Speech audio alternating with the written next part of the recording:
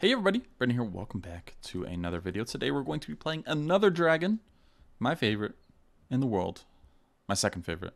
It's actually pretty good. We're going to play knight to c6. I think this is the best way to play against knight c3 move orders. And against bishop b5. So we can play this in a few different ways. And I think the way we're going to do this is we're going to play this like a dragon. But we have to recognize that we might be getting a Rossolimo here. So g6, they could actually consider taking. And now we're in Rossolimo territories, which is a little bit different, but I don't think that's actually a bad thing for us. So bishop to g7. What you normally see here is d3 and then h3. So knight to e2. Their idea might be to play d4 here. Is it to play d4? It's got to be. So we're actually just going to prevent it directly with e5. So we don't actually have to play those games. We can just play e5. And we can get some very strange looking positions as a result of these Rossolimo structures. So one of the big plans is going for these b6 ideas. And again, they keep going for d4, but I don't know how much it benefits them. What if we play bishop to g4 here? How are they going to respond with this knight? So they're actually just going to... Okay, this... I think it's time to give up the bishop pair. I think it's totally fine for us. And I want to either play queen to d3, because this knight can't really move except for going here. And then I want to go for like some sort of h5, h4. Queen d3 is kind of a funny looking move though. But it's to prevent d4. We don't need to prevent it. Like, it's not really that bad because it opens up our bishop further.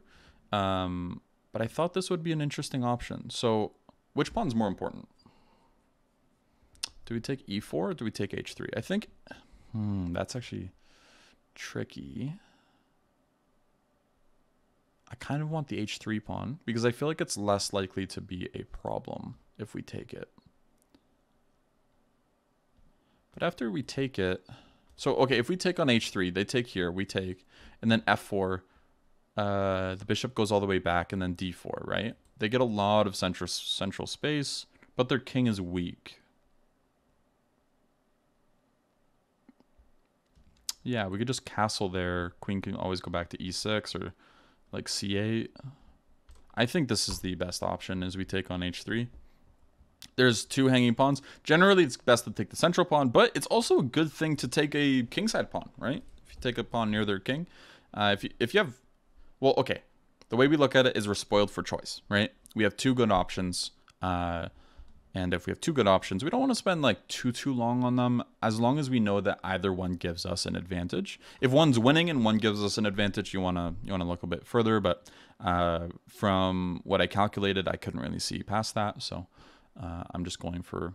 Okay, and d4 was not the right move. They had to play f4 here, I think, because now we actually have checkmate.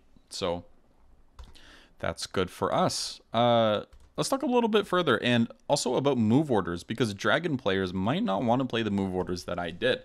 So we might try to be a bit more consistent for dragon players, but I also do think it's important to try to play... kind of the best you can. So e4, c5, knight c3, knight c6. I just prefer this move order because after, for example, knight to f3, we can actually just play d6 here. And after takes, we can just play g6 and we can go into our normal dragon setup here. And I think that this is a bit more flexible than if we just play d6 here. Because what they could do is they could try playing these bishop b5 check positions.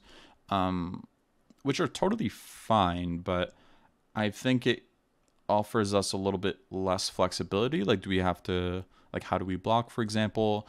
Generally, what's going to happen is they're going to get some sort of Maroczy structure from it. And we're going to have to talk lots about the Maroczy moving forward, which is when they have a pawn on c4 and e4. But this move, knight c6, is kind of aimed towards fighting against any of their sidelines, which is moves like bishop to b5, or even if they go back and transpose into main lines, this move is just very effective. So pretty much, yeah, again, my recommendation is anything but knight f3.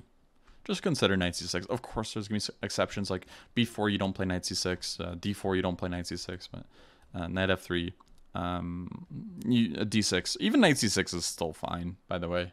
You don't really have to follow that advice, but then you have to know a lot more about Ross Limos and be okay with these types of positions, which again I think are totally fine for black.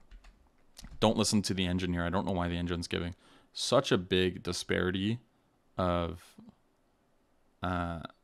evaluation. This is like very well known to be equal. So, okay, I'm just going to count it as it's a low depth engine and it's an online engine. So that's going to be the reason why. I guess other things we can talk about is they broke some principles here. They moved the same piece twice, playing knight e2. I understand why they did it. But if they wanted d4, they shouldn't really have gone for this taking on c6 stuff. And in these positions, you don't actually play d4 too much, depending on what black does. Sometimes if you play b takes here, then d4 is actually quite a reasonable choice, with the idea of taking with the queen. Even still, you would want the knight on f3 instead of c3, so it's kind of like a poor man's version of that as well. So yeah, knight to e2, e5, and again, yeah, one of the ways you should play against these positions, I don't even know if I'd play knight f6. Gotta think about it for a moment. I think knight f6 is fine, but generally what you want to do is you want to play knight c3 against knight f6. So I think like this is just a huge move order debate. So maybe going for the immediate e5 followed by knight to e7, queen c7, and castles is actually best. And you actually play these funky moves f6, bishop e6, b6. And I think black should actually probably be totally fine here, because again, d4 is just not really the right plan here. You have to play around that and try to target this diagonal, for example. Sometimes other things, but black got an e5 and should actually get a reasonable construction as a result. That's gonna cover it. Knight to e2 again. It's a bit slow and should really make you reconsider some of your move orders if you do that. All right, see you guys in the next one. Bye-bye.